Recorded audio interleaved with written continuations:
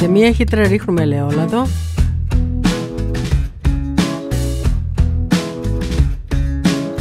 θωρακίζουμε 1 κιλό χοιρινό,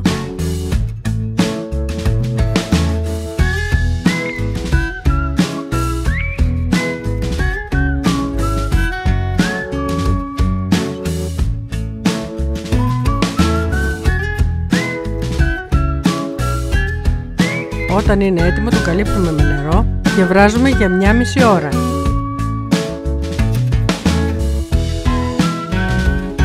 Κόβουμε σε κομμάτια ένα μάτσο πράσα,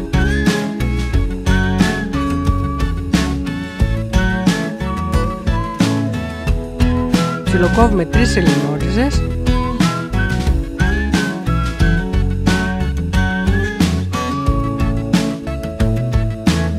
κόβουμε το σέλινο σε κομμάτια, τα βάζουμε στην χύτρα και τα βράζουμε για 20 λεπτά.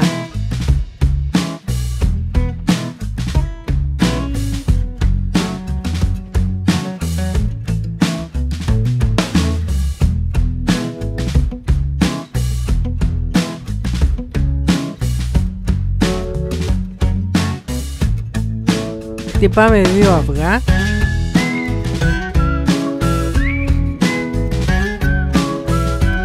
μαζί με το χυμό από 1 ή 2 λεμόνια.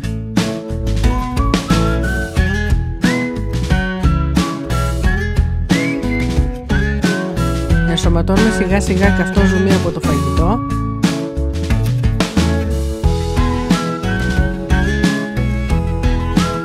αλλά το πιπερώνουμε.